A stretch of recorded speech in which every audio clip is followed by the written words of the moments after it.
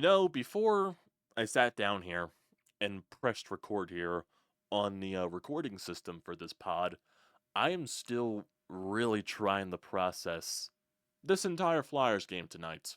Processing it after the final buzzer, processing it after leaving the Wells Fargo Center, processing it on the entire walk home, and as I am sitting here in my studio talking to you guys right now, I'm still processing how the Flyers found a way to lose that game. And oh boy, they definitely did find a way to lose that game because they should have won that game because I thought throughout the majority of the contest, I thought they were the better team. But they found a way to lose. They found a way to lose. Joel Farabee in the final, 2.5 minutes probably takes the dumbest penalty I've ever seen in my goddamn life. Did not need to happen. I understand Travis Sanheim probably got boarded, and the refs completely missed that call, and the refereeing was goddamn awful tonight. I'm not going to deny that, but still, refs miss a call. It doesn't mean you go in there and cross-check somebody to give Florida a power play to give them a chance to take the lead to win the game, and that is exactly what happened. You just cannot take those stupid penalties. It costed you the game. It literally did.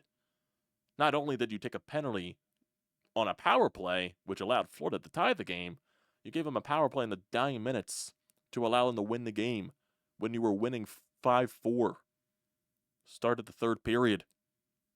After you came back from 3-0, you tied it 4-4.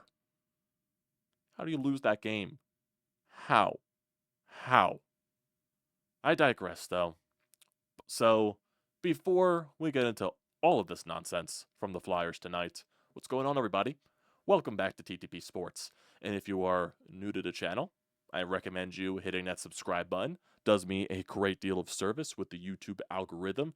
We just surpassed 1,000 subscribers, so now it is the goal to continue to grow this channel even further, and you would do so much by hitting that subscribe button, joining the TTP Sports family. I would appreciate it a lot.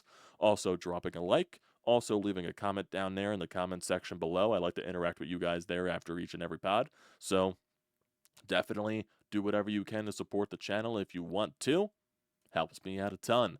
So, I appreciate all of you guys for that. Now getting into the business for tonight. Flyers lose 7-5 to the reigning Stanley Cup champion, Florida Panthers.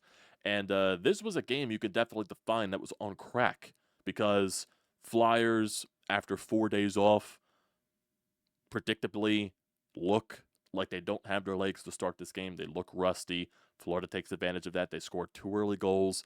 Tyson Forrester on the back check trying to get to the puck. He loses his footing, and a lot of guys were losing their footing today on the ice. I have no idea if there was a problem with the ice or anything like that, but there were so many guys falling over for both sides, and specifically on one end of the ice, so I have no idea what's going on there. But Forrester falls going after a puck. Rodriguez finds a way to beat Fedotov on the breakaway, even though it's kind of a soft goal allowed by Fedotov, and Florida goes up 1-0. And then not that long after, just a simple shot from the point. Not sure if there's any screens in front or any bodies in front of Fedotov in front of the net.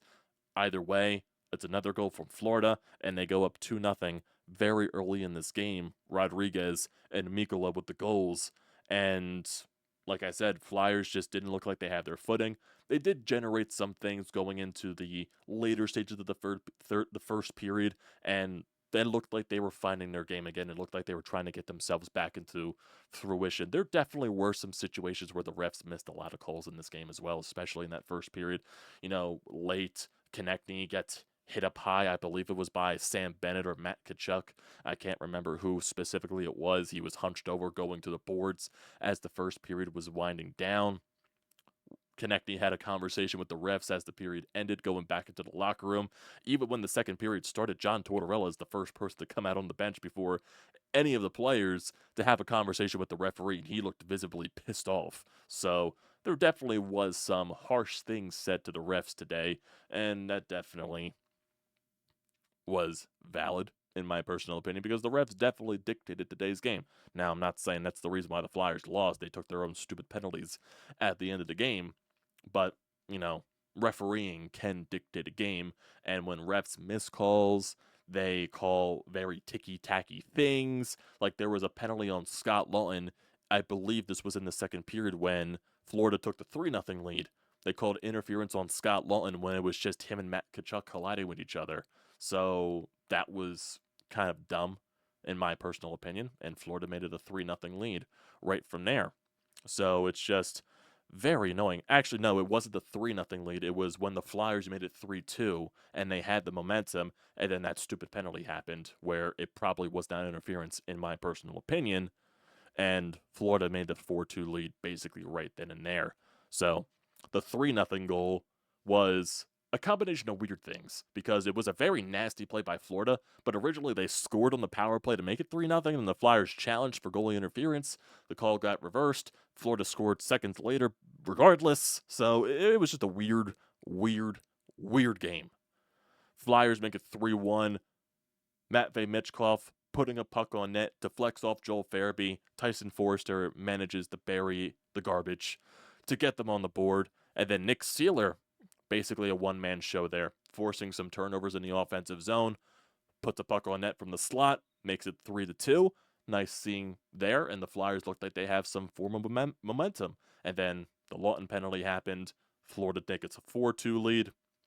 And then you go into the end of the second period where you get the insane shift in a 20-something second span, 23-second span, I believe it was, by Owen Tippett and Matvei Michkov. The first one, it was just a forced turnover, I believe, by Owen Tippett. Matvei Michkov gets on the puck. Owen Tippett going into the corner, and he one-times it, roofs it past the goaltender to make it a 4-3 game. And then the next ensuing shift, so many seconds later, Florida gets a breakaway. Kolosov makes the save, and Kolosov came out during the second period for Fedotov. So, and both goaltenders for the Flyers were not good tonight. So, just putting that out there. But Kolosov made the save on the breakaway, and that allowed the Flyers to go the other way. Tippett forced it, driving the neutral zone into the offensive zone. Michkov knocks the puck down, gets it back on his stick, throws it to Tippett, and basically gets his own rebound to bury it and ties the game up at 4. So, crazy things going left and right. You tied the game up. You managed to get into the intermission tied up at 4 when you were down 3-0 and down 4-2. That's a great feat. That's a great feat. That's great. That's great because it was a game where it started where you just didn't look like you had your legs. And it just looked like Florida was going to run away with this one. You were thinking, oh, this is going to be a long night. Nope. You found a way to battle back like this team generally does every single day. So you're tied going into intermission. Then you start the third period, 5 minutes in or something like that, early into the third period. Fourth line out there trying to generate some offensive chances on the forecheck. Get a net mount scramble. Garnett halfway buries the garbage. Flyers go up 5-4. And you have the momentum basically for the entirety of the third period until that ensuing power play where Bobby Brink takes the penalty. They let it slide the first time you did it. They weren't going to let it slide the second time, and that's exactly what happened. Florida scores on the 4-on-4. I have no idea if this puck was deflected or not because it looked like it changed direction because Kolosov looked like he had no idea where the puck was on the shot. So it was just basically a summary of the goaltending tonight for the Flyers. It was not good. Not good for either Russian guy. Not for Fedotov, not for Kolosov. It was just bad. And specifically for how those guys played before the 4-day break with Kolosov in St. Louis, Fedotov against the Rangers. It was just a complete 180 for tonight for both of them. It was not good. It was not good whatsoever. Even the Flyers' penalty kill was not good. I believe Florida had 4 power play goals. So that is a rarity for this team because the penalty kill is usually the main strength of this team. And that was on the wayside today. That could also go down to, your goaltending wasn't good because your goaltender typically is usually your best penalty killer. So, I guess 1 and 1 make 2 there. That's the reason why the penalty kill struggled so much today because the goaltending wasn't good. You could also just say Florida's a juggernaut and they find ways even when they're not playing their best game, and that's exactly what happened tonight. So they tied the game up at 5. The ensuing penalties happen at the end. Farabee with the cross check, even though the refs missed a board on Travis Sanheim. A couple of roughing minors happen during the scrum as well. Florida scores at Sam Reinhart early into the power play. Flyers have a chance. with the empty netter to try and do something. They try to generate an outlet out of their own zone. Emil Andre loses his balance because I have no idea why that side of the ice was so slippery today. Everyone was losing their balance. He falls. Matt Tkachuk forechecks. Andre has to trip him to take the penalty to prevent him from putting the puck into the empty net. And then basically that's all she wrote for the game. Florida buries an empty netter on the power play, and that's the game. Flyers find a way to lose when they were down 3-0, down 4-2, up 5-4, and they lose 7-5. I would love to hear a explanation from John Tortorella, but apparently he did not speak in the post-game presser. It was Brad Shaw. So Torts being Torts. Once again, I would have loved to hear the explanation from him, because even he said that, I believe it was yesterday, if I think, from one of the practices, that Sam Ersson was a possible option for tonight's game. And everyone was expecting maybe Ersson was most likely getting the start, and then we hear that Fedotov's getting the start. So I'm not sure if there was just them wanting to give Ersson an extra day, because you do play a back-to-back this weekend in Boston and then at home on Sunday against Utah. Maybe that was the case, but, I would have liked to see Ersson play against Florida. I would have liked to see that case. But I guess all hindsight is 50-50 or 20-20 or something like that, whatever it's called. But would have liked to see Ersson get a shot, because they are going to make a decision with the goaltending at some point, because you can't carry 3 goaltenders on the roster. That's just not going to cut it. It's not going to work, because you only have 2 nets in practice.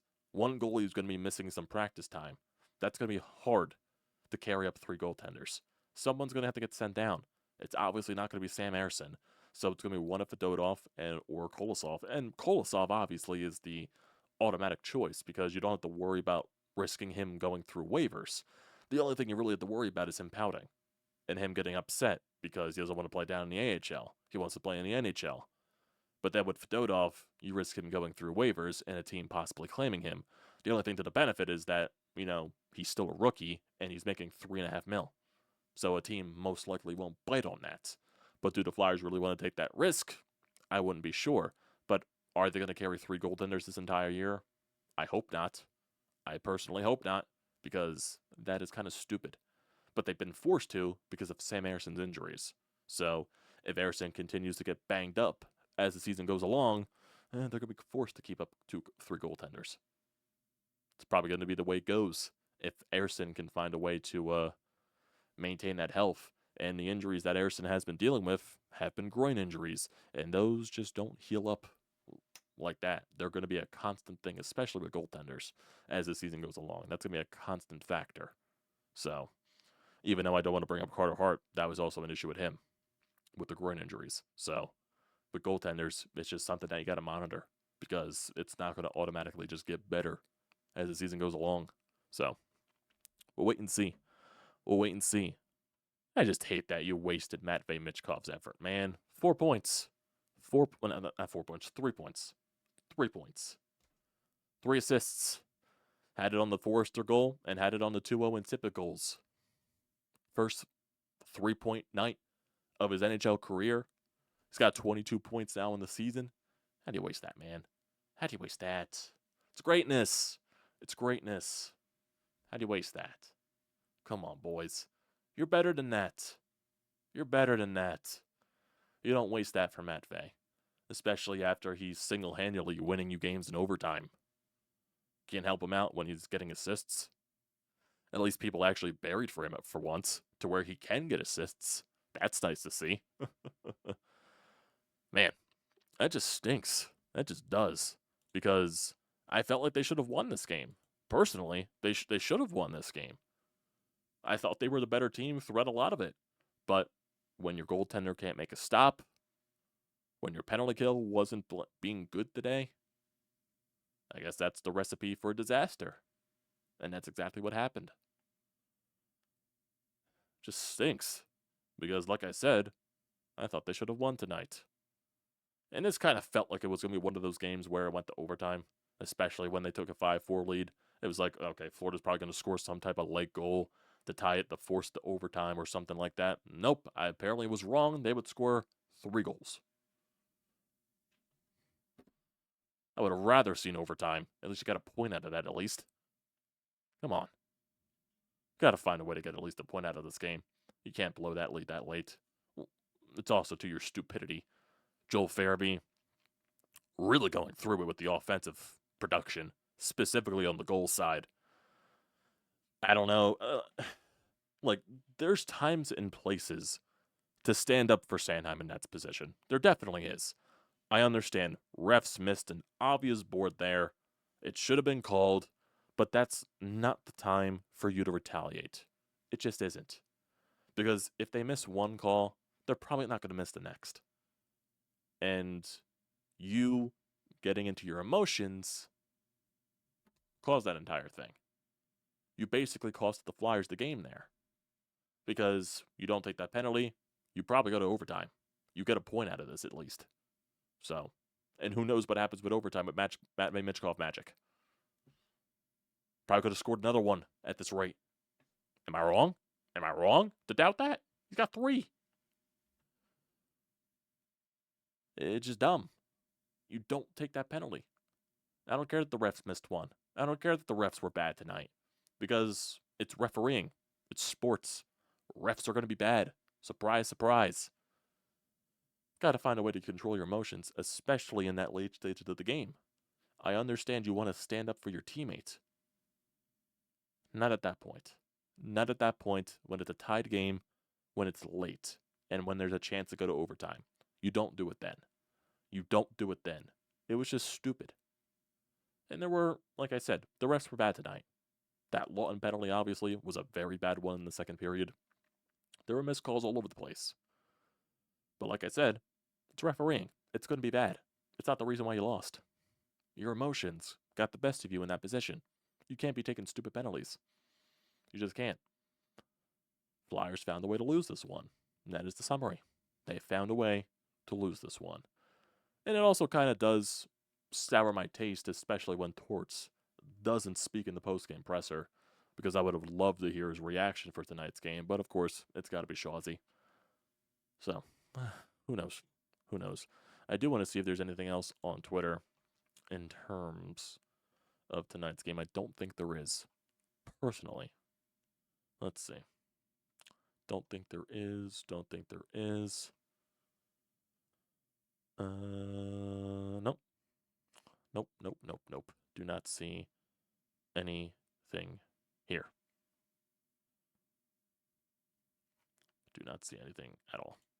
Nothing from game stats, nothing from coaching that stood out because it wasn't Torts in the post-game presser. So, might as well move on from that. Wasted a 3-point night from Matvei Michkov. How the fuck do you do that? I'm just being honest. How the fuck do you do that? So, before we end it off here, we have nothing in the Anytime Hotline, so we might as well just look at the upcoming schedule for the Flyers. Like I said earlier, they got a back-to-back this weekend, Saturday at 1 o'clock in Boston in the TD Garden against the Bruins. It's the third time you're seeing them already. Then you have Sunday at home at 7:30 against the Utah Hockey Club. Then you have, for the rest of December, you play on the 10th in Columbus, the 12th at home against Detroit, the 14th on the road in Minnesota at 2 o'clock.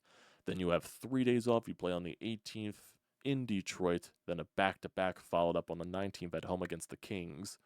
Then you play on the 21st at home against the Blue Jackets, the 23rd on the road in Pittsburgh, and then you have your Christmas break, and then you go on your Western California road trip, Anaheim, LA, San Jose, combined with Vegas to start the new year. Won't get into the rest of the January schedule. That doesn't really mean anything there.